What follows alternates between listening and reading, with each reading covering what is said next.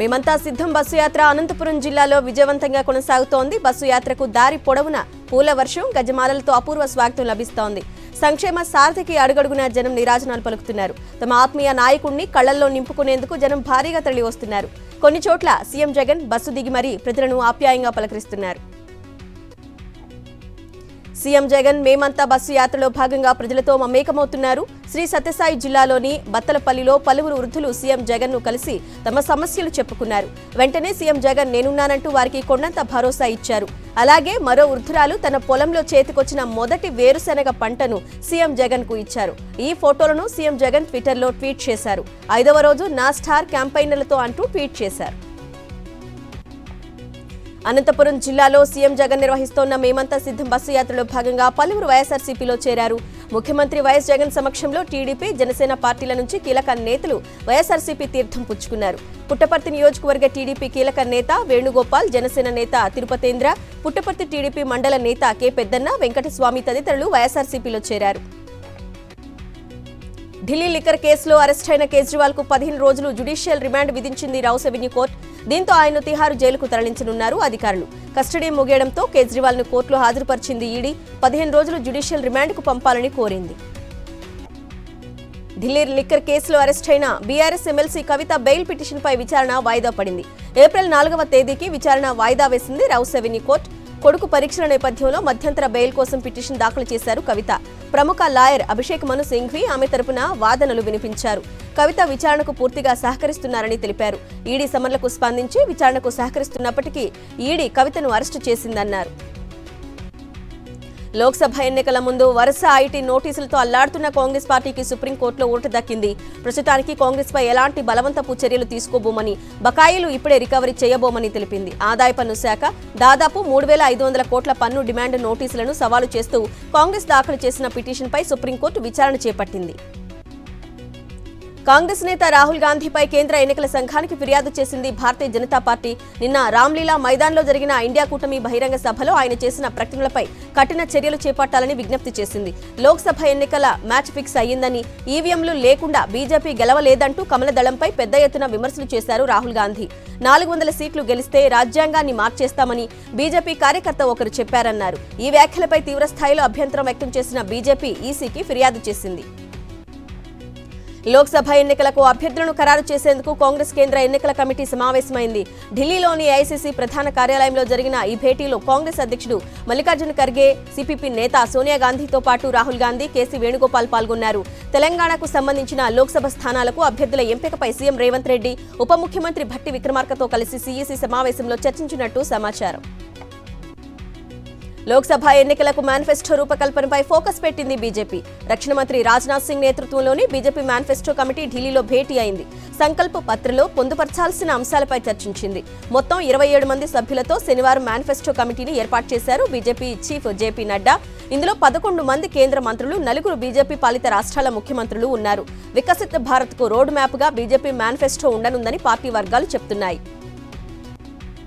కృష్ణా జిల్లాలో వాలంటీర్లంతా మూకుమ్మడి రాజీనామాలు చేశారు. చంద్రబాబు, పవన్ బీజేపీ తీరుతో మనస్తాపానికి గురై రాజీనామా చేస్తున్నట్లు వారు చెప్పారు. ఒక్క మచిలీపట్నం నియోజకవర్గంలోనే 1227 మంది వాలంటీర్లు రాజీనామా చేశారు. రాజీనామా చేసేందుకు వచ్చిన వాలంటీర్లతో మచిలీపట్నం మున్సిపల్ కార్పొరేషన్ కార్యాలయం నిండిపోయింది.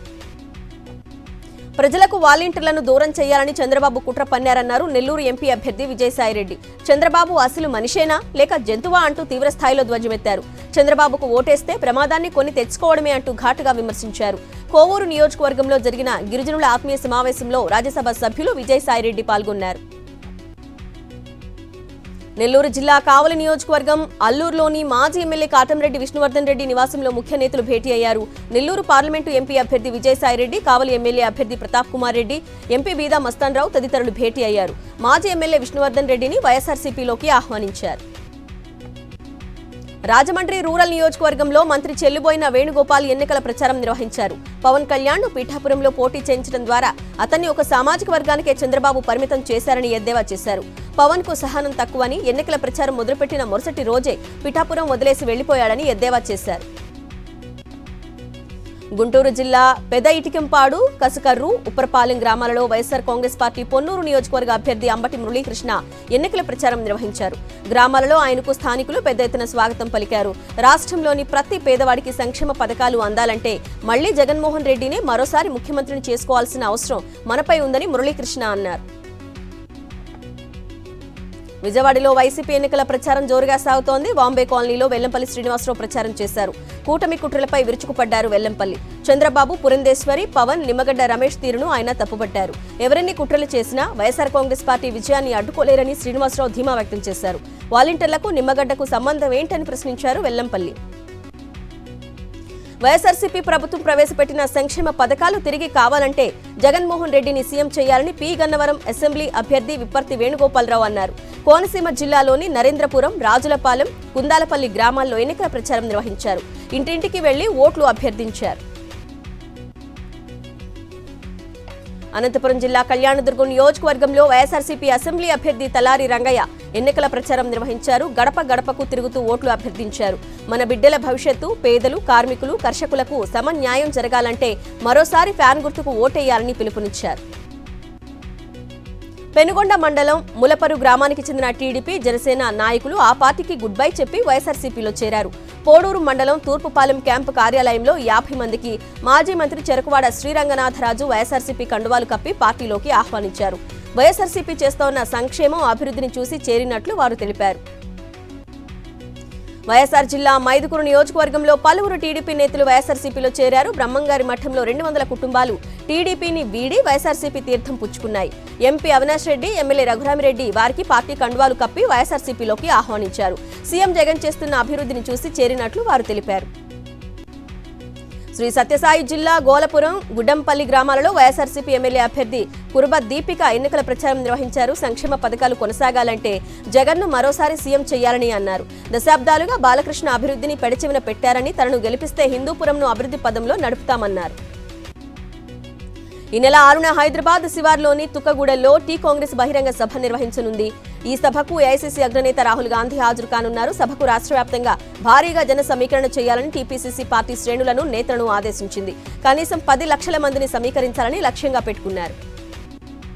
ఫోన్ ట్యాపింగ్ కేసులో ప్రణీత్ రావు బెయిల్ పిటిషన్ దాఖలు చేశారు. బెయిల్ ఇవ్వాలని కోరుతూ నాంపల్లి కోర్టులో పిటిషన్ దాఖలు చేశారు. ఈ కేసులో త్వరలో మరికొన్ని అరెస్టులు జరగనున్నట్టు తెలుస్తోంది. రాజంపేట టీడీపీలో తిరుగుబావుట ఎగరవేశారు స్థానిక టీడీపీ నేత చెంగల్ రాయుడు.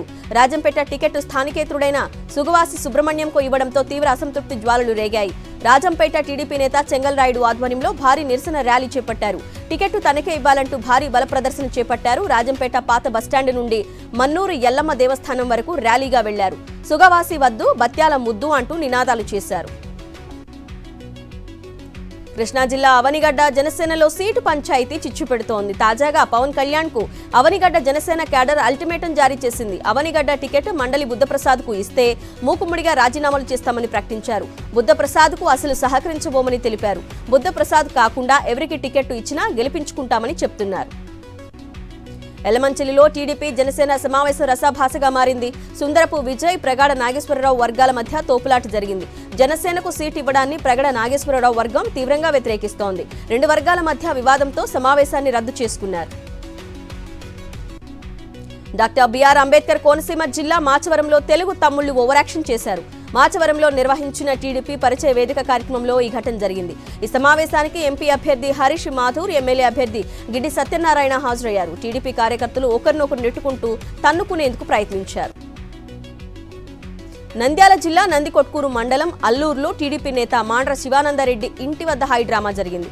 హైదరాబాద్లోని భూ కబ్జా కేసులో నందికొట్కూరు మండలం అల్లూరు గ్రామంలో టీడీపీ నేత మాండ్ర శివానందరెడ్డి ఇంట్లో ఉదయం తెలంగాణ పోలీసులు సోదాలు నిర్వహించారు. పోలీసులు వస్తున్నట్లు తెలుసుకున్న శివానందరెడ్డి అక్కడి నుంచి పరారయ్యారు.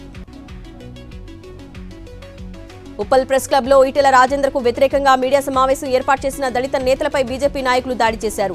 ఈటెల రాజేంద్రపై విమర్శలు చేస్తూ కొందరు ప్రెస్ మీట్ ఏర్పాటు చేశారు. హుజూరాబాద్ లో తమను ఇబ్బందులకు గురిచేసి కేసులు పెట్టించారని, భూములు లాక్కున్నారని ఆరోపించారు. ఈటెల అనుచరులు దాడి చేసి కుర్చీలు, మీడియా లోగోలు ధ్వంసం చేశారు. దీన్ని నిరసిస్తూ మీడియా ప్రతినిధులు ఆందోళనకు దిగారు.